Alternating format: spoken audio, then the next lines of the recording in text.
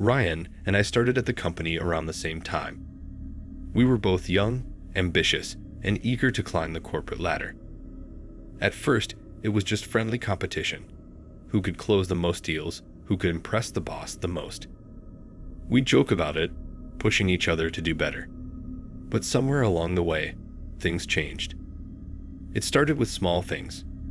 Ryan would accidentally delete files from my computer or swap out my coffee for decaf.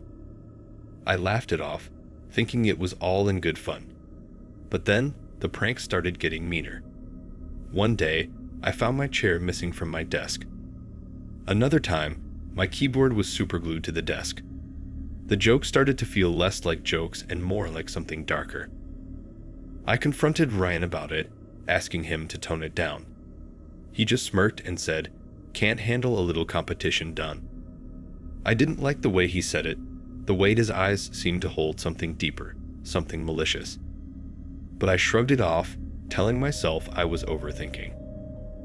Then, the notes started appearing. At first, they were just typed messages left on my desk. "Better watch your back, or you're slipping, Dan." I thought it was some weird way for Ryan to get inside my head, to psych me out. But the notes got more intense. One had a crude drawing of a stick figure with a knife through its chest. Another had my name written over and over again in different sizes, filling the entire page. I started to feel uneasy around him. I'd catch him watching me from across the office, his expression unreadable. I tried to ignore it, focusing on my work, but the tension between us grew thicker each day. My friends at the office told me to report him to HR, but I hesitated. It seemed too childish, too petty. How do you tell HR someone's leaving you creepy notes without sounding paranoid? But then, it escalated. One evening, I left the office late, exhausted from a long day. As I approached my car in the parking lot, my heart sank. The driver's side was scratched deeply, and the words, "You're next," were carved into the paint. I felt a chill run down my spine. This wasn't a prank. This was a threat. I went straight to HR the next morning, showed them the photos of my car, the notes, everything. They said they'd investigate, but not to worry. "It's probably just a misunderstanding," they said. But their words didn't ease my mind. I knew it was Ryan.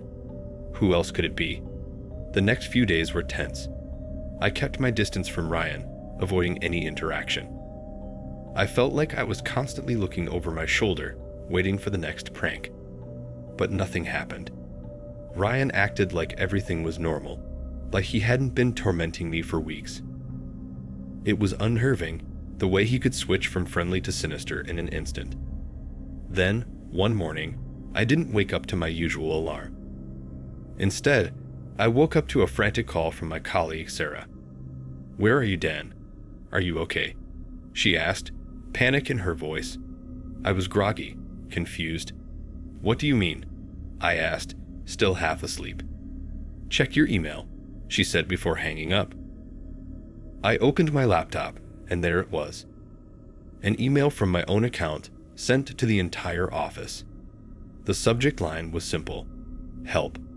Inside, there was only one attachment: a photo. It was me, tied up in a dark, dingy basement, my face bruised and bloody. I felt my stomach churn. I hadn't sent this. I didn't even remember the photo being taken. The police were called immediately. They searched my apartment, my car, even questioned my neighbors, but they found nothing. There was no sign of forced entry, no evidence that I'd been taken or harmed.